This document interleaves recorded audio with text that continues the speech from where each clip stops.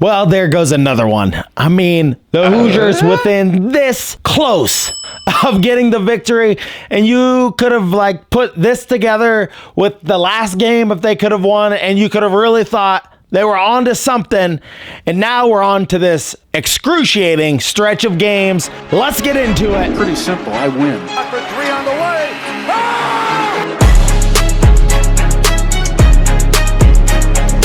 Hello, guys, and welcome to Indiana Sports Connection. I am your residential anchor, Aaron. Thank you so much for being here and being part of this community on here. So, Indiana, they take the loss, and this has to be one of the most killer losses because it comes at home to a team in Maryland that I thought, we've beat them 6 of the last 7 times. We've had their number. We're at home. This is would be Indiana's best victory, and you're that close at the end. I already had it written down it's like Anthony Leal's gonna be the hero in the thumbnail and everything, and then within the last few seconds of the game, it all comes crashing down upon us, and we're gonna talk about all the players and everything on this episode. If this is your first time here or you're a returning viewer, hit that subscribe button down below. Thank you for joining me. This is Indiana Sports Connection. Hit that thumbs up button to pump the video out to more Hoosier fans across the country and across the globe.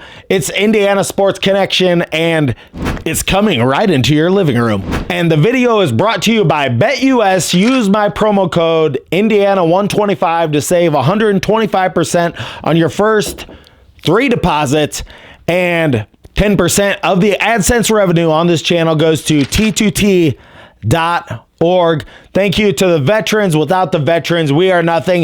Without further ado, let's get into talking about the Indiana Hoosiers. All right, Hillbilly Monkey, it boiled down to, you can tell my voice is hoarse because at the end of that game, I was yelling, I was screaming at the TV, I was at the mattress store all by myself, and it was just excruciating to watch the last few minutes of that game. It really, really was, because it felt a lot like the Northwestern game, where you felt like if this could go one of 2 different ways, that Indiana could possibly, if you looked at them, if they would have won the Northwestern game and then pulled this game out, they would be sitting at 7-3 right now in the Big Ten. They would be the envy of a lot of teams with a quad 1 victory today. That was all in my head. That's all what I was thinking the last game to this game, with the tough stretch of games we have coming up at Purdue on January 31st. Instead, what do we get? We get a crazy Indiana Hoosier fan sitting in his room, reading Bob Knight books and talking to the furniture. Isn't that right, Hillbilly Monkey? Oh, well, I'm the only piece of furniture that really talk back to you. Why don't you ever talk to anybody else? Well, okay, Bob. Chevy. I like you, Betty. Danny. Stop thinking. Let things happen. Be the ball. Gunga. Corn Pop. Then we'll set it on fire and wreck it to the children and laugh at their parents, and then we'll get on the... Whoa, man, I'm toasted. Pee Wee. I don't make monkeys. I just trade them. What's the significance? I don't know. Sophia the Chicken Nugget. What do you think of me? You've known me nearly all your life. You must have formed some opinion of me. Rose. I was the one who thought up big squeaky toys for cows. That's right. As soon as Mike Woodson gets fired, we're all going to be relaxing like this guy in this picture. We're all going to be feeling good as soon as Mike Woodson gets fired. Are we not? Then this craziness will finally come to an end. Let's get into talking about the game, because for one, I got a lot of different takes on this game. Their guards just kicked our ass up and down the floor. The guys on their team that killed us the most, and the guys on our team that we don't have from the perimeter that can play like that, Gillespie, 18 points. Miguel, 15 points for them. And Rice, 23 points. They got 3 guards, all in double figures. Close to 20 points for all 3 of them. And for the Hoosiers, we don't have anything like that. Miles Rice, he pretty much shuffled his feet in the first half, got some stupid traveling call. Mike Woodson got pissed at him. He didn't score at all, and then he scores 14 in the second half. He ends up with 16 points in the game. But you need that guy to be out there. You need, as a coach, to get a consistent effort out of Miles Rice, and you see it in the second half when he knocked down some of those three-pointers. That was like all the difference when you got a guy being able to hit the shots from the outside. And then also in this game, I thought, big mistake. Malik Renu starts and Anthony Leal starts, and you don't start Luke Goody. I feel like no matter what, even if you put Luke Goody as the 2 guard, Luke Goody's got to start the game. He's one of your best defenders. I think he keeps guys in line on defense, and that goes into another thing I want to talk about. Galloway and Goody, there were like 2 or 3 times where they are pointing fingers about who's got who. I mean, one time it's like Ballo completely falls asleep on defense. Guy gets a dunk right underneath the basket. Like, nobody's paying attention. This team just cannot keep it together on defense. From one play to the other to the other, they just get so I don't know, either like mentally hamstrung, or they just cannot keep their concentration on the defensive end for more than just like 10 or 20 seconds. It's like it just completely falls apart. Possession by possession, you just don't know what you're going to get out of this defense. You'll see them have 1 good possession and then 3 bad ones. It's the same. It's like Mbako. He scores better in this game. Mbako seemed a lot more aggressive on the offensive glass and just all over the place. But in the same way, he gets beat on the 3-point line over and over and over again, being out of position. So it's like the points that he scores don't really add up to much of anything when you really look at it in the end.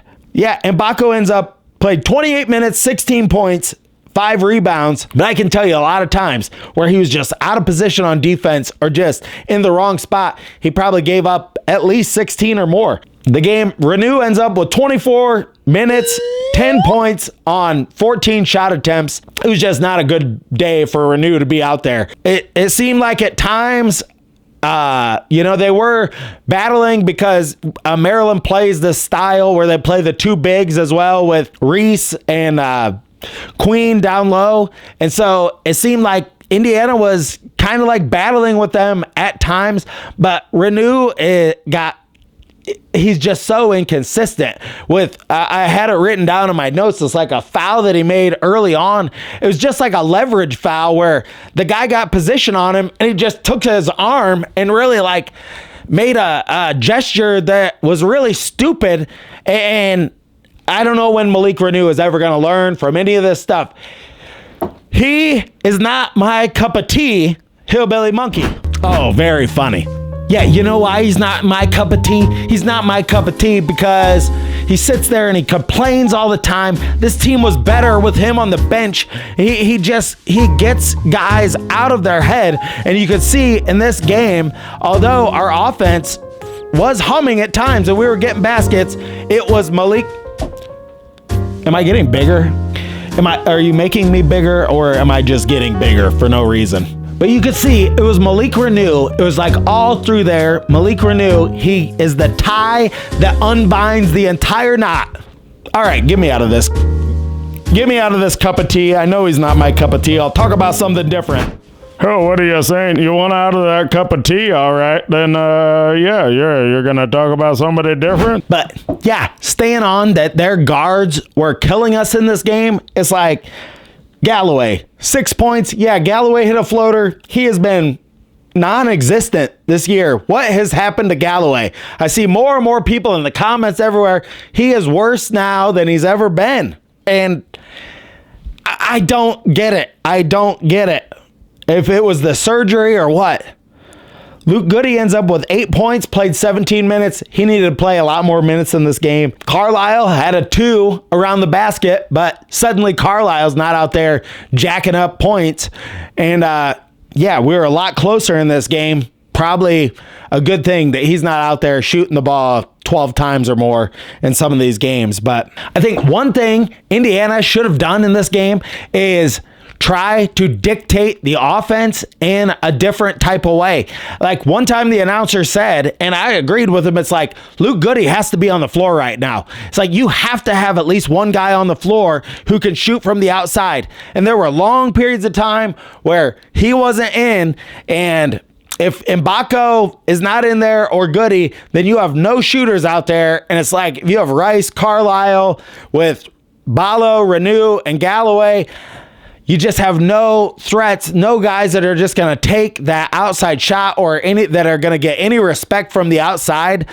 And you can see later in the game, Rice hitting some threes that I felt like kind of like opened up a little bit of something. But then just like everything, the last play that Mike Woodson called, the inbound play, it just comes crashing down right on top of everything and everybody at the same time because it was just an awful shot. Tried to get the ball to Rice there in the corner. He thought they were going to switch the big guy onto him and that he was going to get away and be able to get a shot. That's what he said in the press conference afterward. Hillbilly Monkey, do we have a clip of Mike Woodson here? What did he say? Yeah, here he talks a little bit about the matchups and Renu and sorry that it's so boring, but Hillbilly Monkey, let's roll this clip and we'll talk about what he said here. To play more consistently, is there anything that you've done to try to change up, to try to reach them, or try to change your approach when things you have struggled? Today, getting Malik back was a plus. He missed 6 games, guys, and I'm not using that as an excuse. We went 4-2 in that stretch with 3 games on the road, going 2-1, and he's lost a lot of his conditioning. And make no mistake about it, when you're playing teams like Maryland and Purdue, teams that got bigs, you got to play big. And I thought with Goody coming in off the bench tonight, he played his butt off and made plays, but a Derek Queen matching up with Goody is not a good match. And I thought Malik came on at the end and showed some fight, considering he hadn't played a whole lot here as of late. So we got to get him back in better condition. He played 20-some minutes tonight, and see if he can help us finish this 10-game run. Get his conditioning, I will tell you, from listening to Mike Woodson. You listen to this guy, and he could not be more like just the breath of an NBA coach. Dude, this young kid, get him on the thing. Did you see like when Anthony Richardson tapped out of some NFL games? I see old men on the freaking bike, on their arm bike, every frickin' morning at the YMCA. If you want to have conditioning, get your ass down there to the YMCA and do that frickin' arm bike. That's what everybody does to stay in conditioning when they have like a surgery or something like that on their lower body. It's not complicated. You can make excuses where you want to make excuses, or you can get your ass out there and you find that fucking dog, right? At no point in your rambling, incoherent response were you even close to anything that could be considered a rational thought. Everyone in this room is now dumber for having listened to it. I award you no points, and may God have mercy on your soul.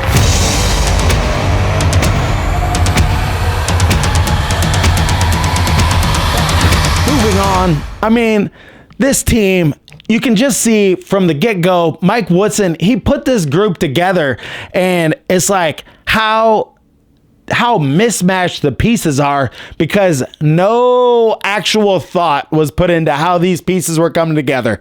Luke Goody, he comes because he just wants to play for IU, and he wasn't offered a scholarship for IU. So it's like, well, we want him on the team, and then does anybody else want to be on our team? It's like, we got money and we're taking people in, but we're not doing a good job of figuring out like what guys fit a system that we're trying to play defensively. Everybody loves to play offense in basketball. Everybody. Like Kane and Carlisle, he wants to go out there and take 17 shots. Everybody wants to play. offensive basketball. That's what it's all about. I mean, the first time, if you watch a bunch of kids playing basketball, all they're doing is watching where the ball is. They're not worried about defense. What attracts you to the game is, I want the ball in my hand. I want to make the shot. But that's not it at this level. You got to go out there and find guys that want to play defense and play as part of a team. And we do not have that with Mike Woodson. He just has to go. I mean, there is no doubt, like after watching this game and just the ways they've come up short over and over and over again, he's making his own bed. Will he retire before the end of the season? That would be better. I saw a lot of people talking about this Isaiah Thomas being on the radio and talking up Mike Woodson and saying how, I'll tell you, if it's coming out of his mouth, I love Isaiah Thomas. I love Zeke as a player. He's probably, him and Calbert Chaney are probably my favorite two Indiana basketball players of all time. But Isaiah Thomas, just like Larry Bird said to you, you know, you suck as a coach. So if you're going to be on the radio and talk about coaching, I'm not going to take your advice for it because, dude, you sucked as a coach too. Just like Quinn Buckner sucked as a coach. Quinn Buckner was one of the worst all time ever. Go to Wikipedia right now and look up what his record was in coaching because, like, he tried to act like Bob Knight while he was coaching, and he didn't have any of that. He didn't have any of that buildup. You know, Bob Knight, he like sowed his oats somewhere else, and then he came in with the plan. That's what you got to do. You got to be the head coach somewhere, then come in with the plan. And we're going to get that guy. That guy is going to come here to Indiana basketball. I'm sure of it. Hillbilly Monkey, we have another clip of Mike Woodson. Let's roll that clip, and then we'll talk about it, and then we'll get everybody out of here with a couple of jokes. Coach, you guys were up 5 with 3 minutes to go, and it seemed like the next few possessions got really late into the shot clock and didn't end up in good books. Did you get what you wanted out of those? Were you trying to work clock or what? No, I wasn't really trying to work clock. You know, I thought Malik, you know, rushed a little push shot that he had right there in the lane, kind of a little chippy few that he had just made. You know, I thought, you know, I thought we executed okay and got some good shots, but you still got to defend on the other end. I thought we gave up an easy layup to Reese, and I know Malik didn't want to foul out, and I get that.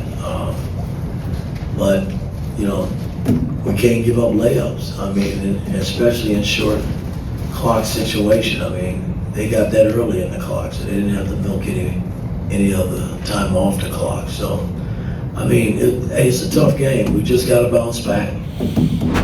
It's a tough game. Just got to bounce back. All right. This was a rough game. This was like a gut punch. This was really tough to watch. But what did you think about the whole endeavor there, Hillbilly Monkey there? Carved from the sands of the Wabash River and formed into a monkey lamp that's sold at Home Goods. It's the Hillbilly Monkey perspective on Indiana Sports Connection. Well, I'll tell you what, I mean, I'm like you. It's like it was all adding up. I mean, you watch the game, you watch all of these games, and you feel like this team, they're right there. Maybe they're going to get over the hump. Maybe he's actually going to do it. Maybe this team is going to actually do something. And then they get right there on the precipice. They're right there like that little beady, weighty wet of sweat dripping off your chin. And then the next thing you know, you just realize they just got somebody just threw a bag over their head and hit them with a sledgehammer because this game's over and they just got their ass kicked and they're beaten again. And that's all there is to it. You see them, they're right there every single time, and then how does it go? It goes the same way more often than not that this team gonna lose. Yeah. I mean, that is part of the reason why it's so depressing to watch this team. They are like a roller coaster ride all through this season. It has just been a roller coaster ride from player to player, from game to game. There is no consistency from coach to coach, from everything that goes on with this team. Just like Miles Rice scored 2 in the first half, 14 in the second half. And Mackenzie Mbako scored 20 in the last game, and he scored in this game. Didn't score at all in the previous 5. It's like that for everybody on this team. And you need consistent effort out of these guys if you think you're going to get anywhere in the game of basketball. You got to know as a coach what you're going to get out of every guy every night. A consistent effort, consistent performance. Yes, guys will have ups and downs, but this game we had Anthony Leal and the crowd behind us, and Leal makes a big play at the end, and you're going, that's what you need. That's got to be part of the formula. A role player makes a big play at home, and you can get a quad 1 win, and then it just all comes unraveled. And I'll tell you what, Mike Woodson, he is the guy who was most surprised that they hit those 2 3-pointers at the end to beat them, because he isn't game planning for shit like that, because he doesn't freaking get it. He doesn't understand college basketball. And you can tell that. What I told in this episode, they beat us with their guards. And we could not even keep up. We're trying to beat their guards with a bunch of our down low play.